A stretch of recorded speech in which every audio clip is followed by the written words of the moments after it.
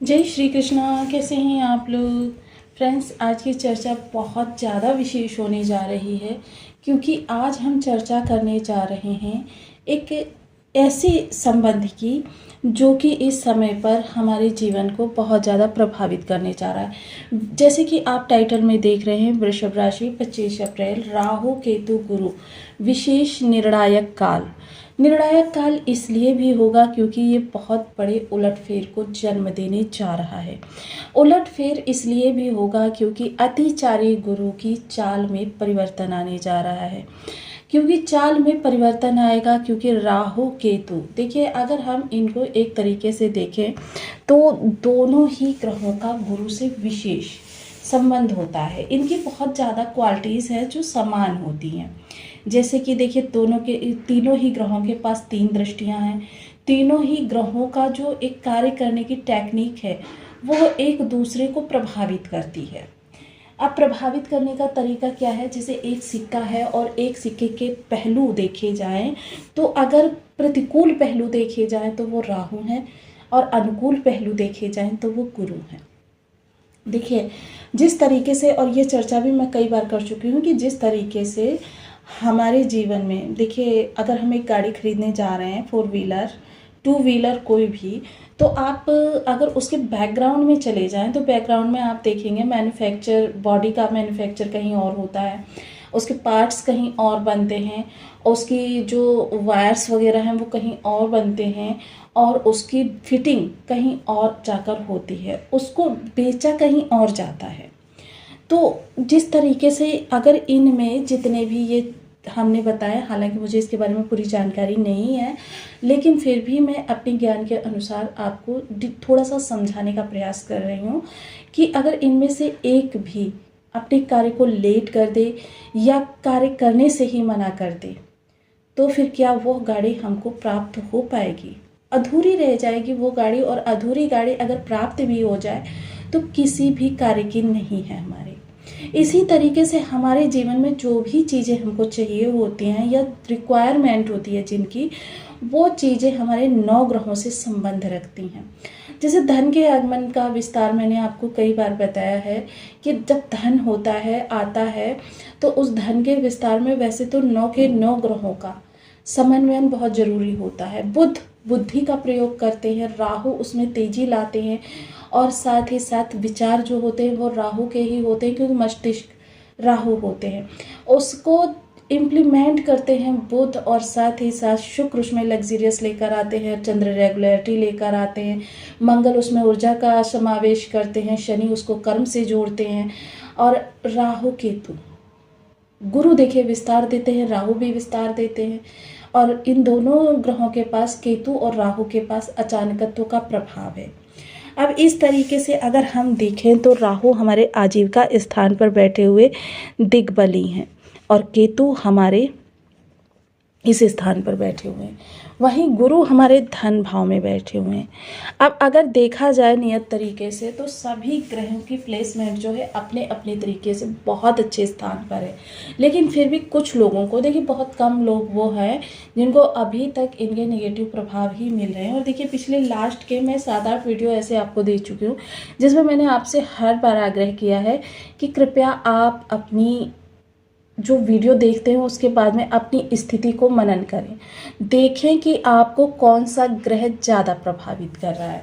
आप प्रभावित करने में अगर राहु की निगेटिविटी, कार्य स्थल पर आपके किसी भी प्रकार की निगेटिविटी आ रही, किसी भी प्रकार की, वो आपका माइंड डिस्टर्ब हो रहा है, तो समझ लीजिए कि राहु आपको नकारात्मक प्रभाव दे रहे। मान लीजिए आपके कार्य का क्रेडिट ना मिलना, आप पर मिथ्या का दोषारोपण होना, जो कार्य आपने किया नहीं उसको आपके ऊपर थोपा जाना, वर्कलोड बहुत ज़्यादा होना, ट्रांसफ़र प्रमोशन जैसे योग बनते बनते रुक जाना, या फिर आप शासन प्रशासन से कोई लाभ उठाना चाहते हैं, अधिकारी वर्ग से कोई लाभ उठाना चाहते हैं, नहीं हो पा रहा है, तो समझ लीजिए यह राहु के अच्छे संकेत नहीं हैं। अब ऐसी स्थिति में गुरु देखिए किस भाव में बैठे हैं, काफ़ी महत्वपूर्ण भाव है आपका। गुरु जिस भाव में बैठे हुए हैं, क्योंकि यहाँ से आपकी वाणी किस प्रकार का एक्सप्रेशन देगी, किस प्रकार से बोलेगी, कैसा उसका रवैया होगा, किसी को अपशब्द बोलेगी, अच्छा बोलेगी, या फिर बहुत ही नम्र हो जाएगी। वहीं आपका खान पान, जो आपका खान पान है, आपको इस गोचर काल में खान पान सात्विक मिलने वाला है, तामसी मिलने वाला है या राजसी बहुत ज़्यादा रहने वाला है। इसके अतिरिक्त आपका कुटुंब, आपका आस पड़ोस चाहे आपका कार्यस्थल का ही क्यों ना हो, क्योंकि आपके सहयोगी जो है वो आपके कार्यस्थल पर आस पड़ोस ही होते हैं, या फिर आपका जो जहाँ पर आप रहते हैं वहाँ पर आपका आस पड़ोस। इसके अतिरिक्त आपकी पैतृक संपत्ति, आपका फाइनेंशियल स्टेटस और आपकी बैंक बैलेंस, ये सारी चीज़ें का प्रतिनिधित्व ये भाव करता है। अब ऐसी स्थिति में आपके इन चीज़ों से अगर कोई निगेटिविटी निकल कर आ रही है तो समझ लीजिए कि गुरु यहाँ पर निगेटिव प्रभाव प्रदान कर रहे हैं। वहीं केतु जो बैठे हुए हैं आपके घर के अंदर अगर परिवार के सभी लोगों में एक प्रेम का फाउंडेशन है, किसी प्रकार का स्वार्थ का, किसी प्रकार का लेन देन नहीं है, बल्कि अगर एक को समस्या होती है, तकलीफ अन्य लोगों को होती है, सभी बढ़ चढ़कर उसकी मदद करने लग जाते हैं। घर में जो भी चीज़ें आप ज़्यादा लेकर आते हैं, जैसे मान लीजिए कोई भी आपने इक्विपमेंट लिए या फिर आपने रिनोवेशन कराया या घर का विस्तार किया, तो ये सारी चीज़ें अगर कलह नहीं उत्पन्न करती हैं और उसमें सभी लोग प्रसन्नचित्त रहते हैं, तो समझ लीजिए कि यह केतु के बहुत अच्छे प्रभाव हैं। अब मैंने आपको डिटेल में बताया कि देखिए, जब भी हम किन्हीं वीडियोस को देखते हैं तो मोस्टली हम एक्सपेक्ट करते हैं कि सेम यही चीज़ें हमारे साथ होंगी, लेकिन जब नहीं होता है तो थोड़ा सा दुख भी होता है, थोड़ा सा क्रोध भी आता है। लेकिन क्या आपने उस चीज़ को पूरे तरीके से समझा? क्योंकि मेरे रेगुलर वीडियोस में मैं आपको हमेशा ये बताने का प्रयास करती हूँ कि वीडियो देखिए, लेकिन वीडियो देखने के बाद उसे अपनी सिचुएशन से भी जोड़िए। अगर आपकी सिचुएशन वहाँ पर निगेटिव है तो आपको तुरंत उस ग्रह के उपाय में लग जाना चाहिए। और देखिए, अगर आप छोटे मोटे उपाय करते हैं या किसी अन्य के बताए तरीके से इधर उधर चीज़ों को फेंकते हैं या दबा कर रखते हैं, तो फिर उसका आपको लाभ नहीं मिल रहा है, क्योंकि ऐसा कोई ज्योतिष में या लाल किताब में उपाय नहीं है। ज्योतिष या लाल किताब में जो भी उपाय हैं थोड़े लंबे समय तक चलते हैं और धैर्य के साथ उनको करना होता है। यदि आपके लग्न में 2 नंबर बना हुआ है तो ये राशिफल आपके लिए है। यदि कुंडली में कहीं भी चंद्रमा के साथ 2 नंबर बना हुआ है तो ये राशिफल आपके लिए। कुंडली ना होने की स्थिति में आप इसे नाम राशि से भी देख सकते हैं। यदि अभी तक आपने अपने इस चैनल को सब्सक्राइब नहीं किया है तो प्लीज़ सब्सक्राइब कर लीजिए, वीडियो को लाइक कर दीजिए, चैनल को शेयर कर दीजिए। इससे होगा क्या कि हमारे आने वाली हर वीडियो की नोटिफिकेशन मिल सकेगी आपको सबसे पहले। एक प्यारा सा कमेंट करना बिल्कुल ना भूलें। कमेंट से हमें बहुत मोटिवेशन मिलता है, हौसला मिलता है और ये पता चलता है कि आप और क्या जानना चाहते हैं। अब देखिए, जहाँ राहु और गुरु का नवम पंचम योग बना हुआ है, वहीं गुरु और केतु का लाभ संबंध भी बना हुआ है। अब जहाँ राहु और केतु इस समय पूर्ण युवा हैं और 100% प्रभाव अपने प्रसारित कर रहे हैं, वहीं गुरु इस समय ओनली 30% अपने प्रभावों को प्रसारित कर रहे हैं। अतिचारी गुरु का समय जो है बहुत शीघ्र आ रहा है राशि परिवर्तन का। अब जब इनका समय शीघ्र आ रहा है राशि परिवर्तन का, तो बदलाव भी, चेंजेस, क्योंकि एक पारगमन समय होता है, उसकी शुरुआत देखिए कुछ ही समय बाद हो जाने वाली है। तब ये बहुत बड़े बदलाव होंगे, क्योंकि इन ग्रहों की जो ये काफ़ी लंबे समय से रेगुलेशन चली आ रही है, इसमें परिवर्तन होगा। और इस परिवर्तन से पहले हमको ये समझना है कि कौन सा ग्रह हमको ज़्यादा प्रभावी है। जैसे राहु के बारे में हम सभी लोग जानते हैं कि राहु चाहे जितने भी अच्छे हो जाएं, फिर भी हमारे लिए कहीं ना कहीं धोखा बना कर रखते हैं। वहीं केतु देखिए, इनके पास मस्तिष्क नहीं है, सोचने समझने की पावर नहीं है। ये अपना आसपास का एनवायरनमेंट देखकर ही हमको प्रभाव देने का कार्य करते हैं। जिस तरीके से चंद्रमा का केंद्रुम योग के बारे में अगर आपने सुना हो, जैसे चंद्रमा सबसे सौम्य प्लेनेट है, आगे शुभ ग्रह हो, पीछे शुभ ग्रह हो और बीच में चंद्रमा हो, तो चंद्रमा शुभ प्रभाव देता है। अगर आगे पाप ग्रह हो, पीछे पाप ग्रह हो, तो चंद्रमा भी पापी हो जाता है, पापवत प्रभाव प्रदान करने लगता है। इसी तरीके से केतु को समझना चाहिए कि केतु के आसपास का एनवायरनमेंट जैसा होगा वैसा ही केतु हमको प्रभाव देने का कार्य करेंगे। अब वर्तमान समय में इनके सबसे समीप ग्रह गुरु हैं। अब गुरु देखिए, गुरु को गुरु केतु का माना जाता है, केतु को शिष्य माना जाता है।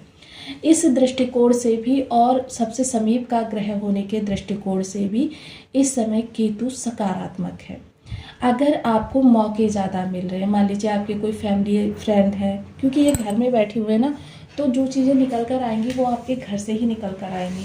फैमिली फ्रेंड है या फिर आपके पिता के किसी प्रकार से उनके रिलेशन में है, फ्रेंड है, अगर आपको मौके मिलते हैं तो फिर समझ लीजिए केतु आपके लिए ज़्यादा प्रभावी हैं।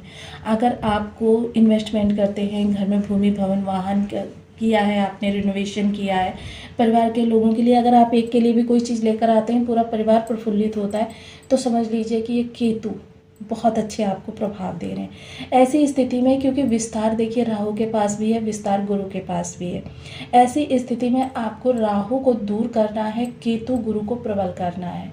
क्योंकि अगर राहु को दूर कर देंगे तो केतु की ऊर्जा जो है वो थोड़ी सी बढ़ जाएगी, आपके लिए अच्छी हो जाएगी, अच्छी होकर प्राप्त होगी। अब देखिए, इसीलिए मैं आपको बताती हूँ कि किसी के भी बताने से सिर्फ ऐसे ही उपाय करने लग जाना आपके लिए उचित नहीं होता है। क्योंकि उपाय करने के लिए पहले समझना होता है कि ग्रह हमको किस तरीके से प्रभाव दे रहा है, अच्छा दे रहा है, बुरा दे रहा है। तो ये आप वीडियोज़ के माध्यम से बहुत ईजिली जान सकते हैं। लेकिन क्योंकि देखिए, जितने भी ज्योतिष हैं वो ग्रह की एक स्थिति को लेकर चलते हैं, और ज़्यादातर वो स्थिति होती है ग्रह की उच्च स्थिति। और मुझे नहीं लगता कि बहुत सारे लोग ऐसे होंगे, क्योंकि 1-2% लोग हैं जिनके बर्थ चार्ट में ग्रह उच्च स्थिति में बैठा होता है, उनके साथ सेम वही से ही प्रभाव होना निर्धारित है। लेकिन अन्य लोगों को जिनको वैसे प्रभाव नहीं मिल रहे हैं, किसी न किसी तरीके से ग्रह खराब है। अगर बहुत ज़्यादा खराब है, अगर कार्य क्षेत्र में बहुत ज़्यादा दिक्कतें आ रही हैं, तो आपको राहु को दान करना चाहिए। राहु को जब आप दान करेंगे, यानी कि कुछ समय के लिए खुद से दूर कर देंगे, तो फिर ये राहु आपको कुछ समय के लिए परेशान नहीं करेंगे। इसके लिए देखिए, एक उपाय बताती हूँ। 11 जटा वाले नारियल लीजिए, अपने सिर से एंटी क्लॉकवाइज उतार कर शाम को शनिवार के दिन